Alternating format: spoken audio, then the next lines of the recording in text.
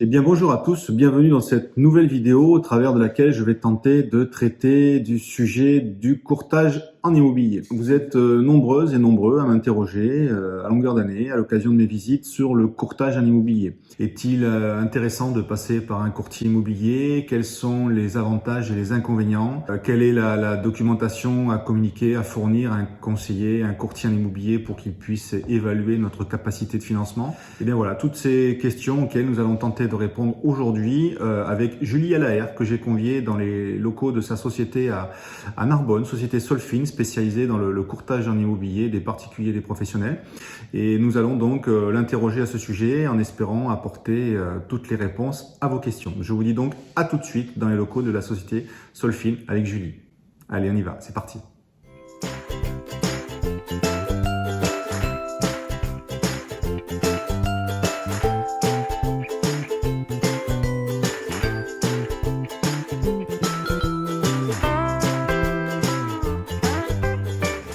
Bonjour à tous, comme convenu, nous voilà donc à Narbonne où je viens de me stationner pour aller rejoindre Julie dans les locaux de sa société.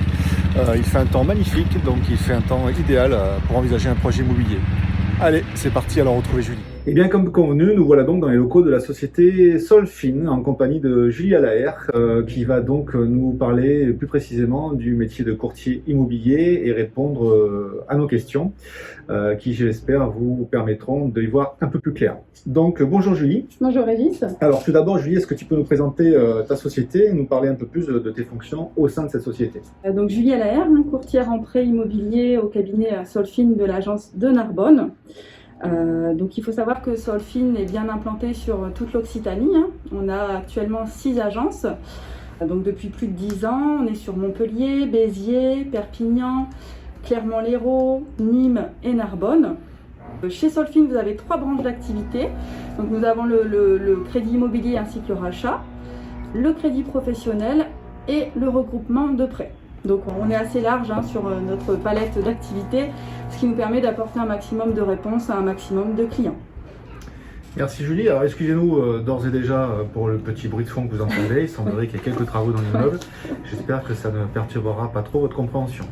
Julie, est-ce que tu peux par exemple nous parler aussi, nous dire à quel moment le client acquéreur ou désireux d'acquérir peut te contacter? À quel moment idéalement faut-il qu'il entre en contact avec toi? Alors, je pose cette question parce qu'il est vrai que moi dans mon activité d'agent immobilier, je suis confronté régulièrement à des clients en visite qui donc arrivent alors soit avec déjà un projet bien établi en ayant vu leur conseiller et avec l'assurance de pouvoir emprunter à tel ou tel prix, et parfois malheureusement nous visitons des biens et lorsque l'intérêt se fait d'acquérir ou de faire une offre d'achat sur ce bien, je me rends compte régulièrement que les clients parfois méconnaissent totalement la capacité d'endettement qui est la leur et me disent je vais prendre contact avec mon banquier, et malheureusement parfois je leur fais comprendre qu'il aurait peut-être été intéressant de le faire un petit peu plus tôt pour permettre de se positionner plus rapidement. Donc est-ce que tu peux nous dire effectivement à quel moment idéalement les clients peuvent prendre contact avec toi? Est-ce qu'ils peuvent venir te voir avant d'envisager des visites de biens immobiliers? Je te rejoins dans ce que tu dis, effectivement.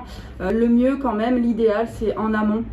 Dès que vous avez le projet en tête d'acquisition, effectivement, pour déterminer un petit peu votre capacité d'emprunt, c'est là où c'est le mieux. Dans un premier rendez-vous, on peut déjà donner un ordre d'idée de capacité d'emprunt selon la mensualité que vous voulez, selon la durée, selon votre profil. Après, tout est relatif et tout est envisageable. Mais le mieux, l'idéal quand même, c'est effectivement en amont.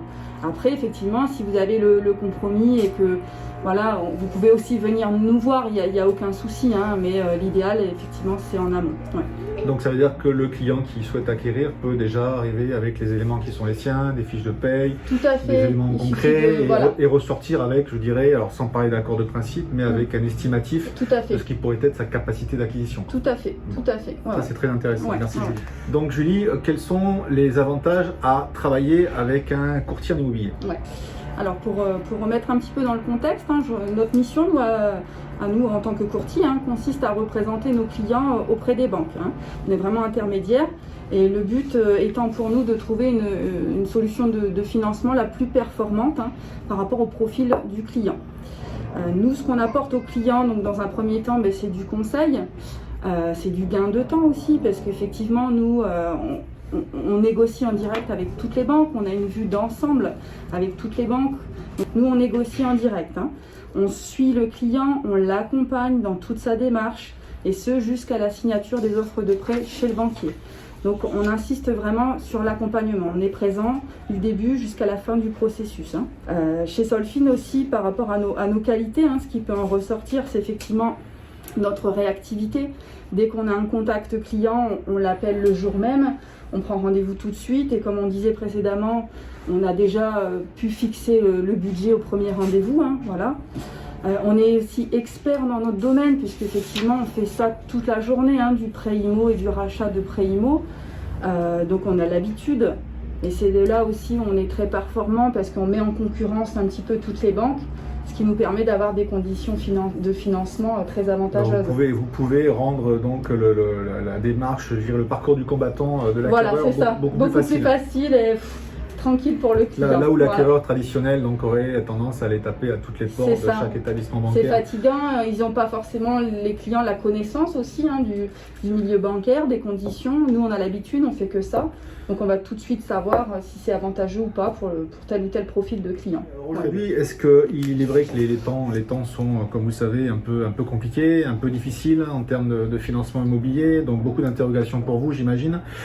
Julie, est-ce qu'il y a plus de difficultés aujourd'hui qu'hier à obtenir un financement immobilier pour une acquisition, et particulièrement pour des primo-accédants? Il n'y a pas plus de difficultés qu'hier, hein. Aujourd'hui, même malgré le contexte, il n'y a pas plus de difficultés, d'autant plus que pour les primo-accédants, on a un sacré avantage qui est le prêt à taux zéro.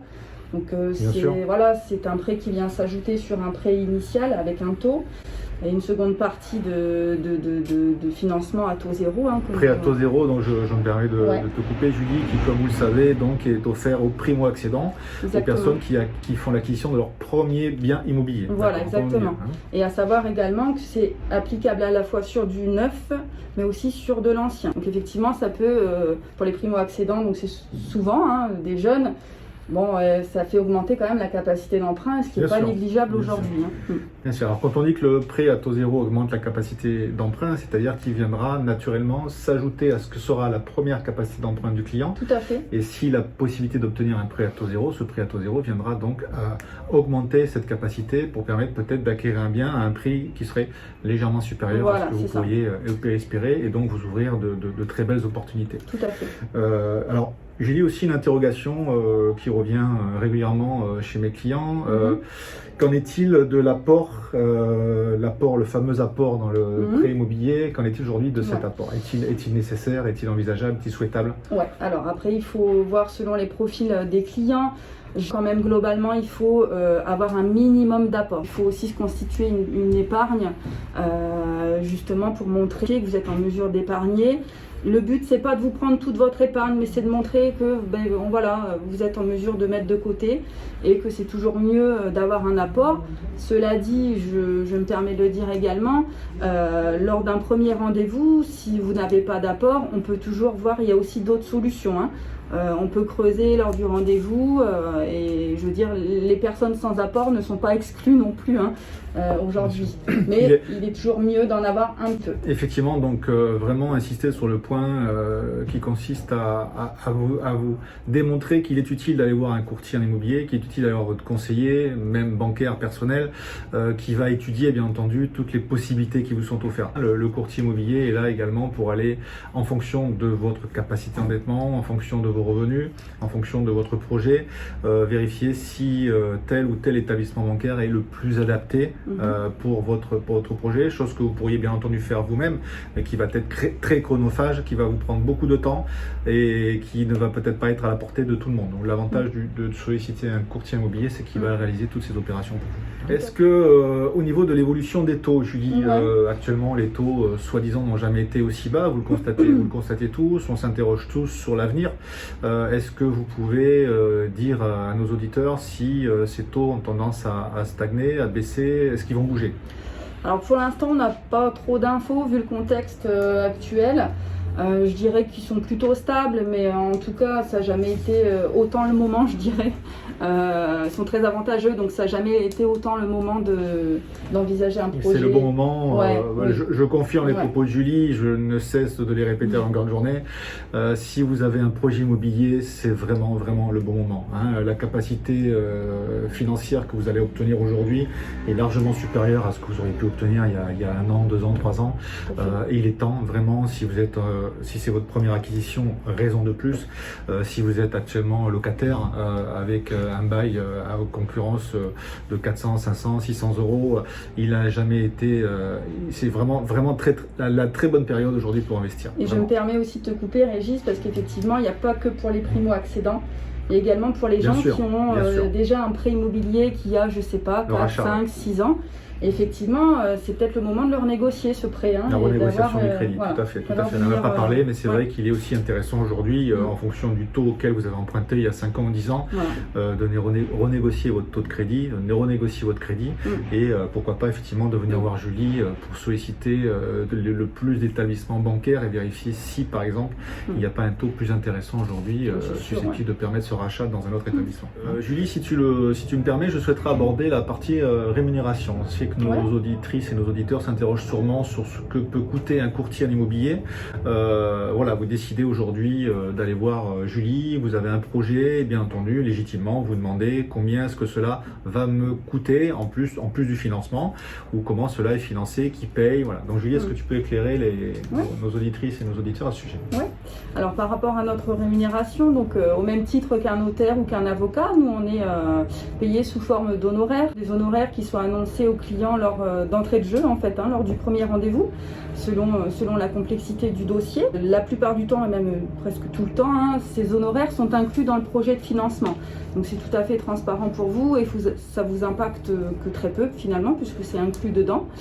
Et précision très importante également, à savoir que si le projet n'aboutit pas, vous me devez rien. Voilà. Honoraire dû uniquement si le projet aboutit et si on vous trouve un financement auprès des banques. Donc voilà, donc très intéressant, vous avez compris. Effectivement, n'hésitez pas à aller voir un courtier immobilier pour connaître votre capacité d'endettement. Et surtout, n'ayez aucune crainte, comme Julie vient de vous l'expliquer, si le dossier est monté et si en finalité ce dossier n'aboutit pas, vous n'aurez strictement rien à payer. Aucun risque donc à aller solliciter un courtier, aucun risque donc à aller voir Julie, vous n'avez que tout à gagner. D'autres précisions, Julie, particulières que tu souhaiterais évoquer avec moi, je vous invite à me contacter. Je peux vous donner déjà avec 3 documents. On peut déjà faire une première étude. Donc les 3 derniers mois de revenus, les 2 derniers avis d'imposition et les 3 relevés de compte. Donc déjà, vous voyez, avec 3 choses, déjà, on a une belle vue d'ensemble et on peut déjà donner une première approche. Eh bien, merci beaucoup, Julie. Si vous souhaitez plus de renseignements, si vous souhaitez contacter Julie, donc n'hésitez pas à m'envoyer un petit message. Je me ferai un plaisir de vous adresser ses coordonnées. Julie donc est rattachée à l'agence Solfin de Narbonne et peut se transporter sur votre secteur, que ce soit à Sigean, à Portel, à Lecate, à Pérec-de-Mer. J'habite à Sigean. Voilà, donc Julie habite à Sigean, donc elle aura vraiment plaisir à se rapprocher de vous. J'espère que cette petite vidéo vous a fait plaisir, en tout cas vous a apporté quelques éclaircissements. Si, pourquoi pas, et je dis ça en présence de Julie, vous souhaitez avoir encore plus de renseignements sur le financement, le courtage en immobilier et ce que ça peut vous apporter, n'hésitez pas à laisser un petit commentaire, en quel cas nous pourrions, pourquoi pas, envisager un petit live direct au travers duquel vous pourrez chatter, poser vos questions et on essaiera d'y répondre en direct avec Julie. N'hésitez pas à vous abonner à la chaîne si vous voulez suivre les prochaines vidéos. Je vous donne rendez-vous très bientôt dans une vidéo qui parlera plus précisément de l'estimation immobilière et dans laquelle je vous indiquerai pourquoi il est intéressant et utile de passer par un agent immobilier pour réaliser votre estimation immobilière. Je vous dis donc à très bientôt. Merci Julie. Avec plaisir. Et merci pour ton accueil dans tes locaux de l'agence Solfin à Narbonne. Merci à vous. À très bientôt. Au revoir.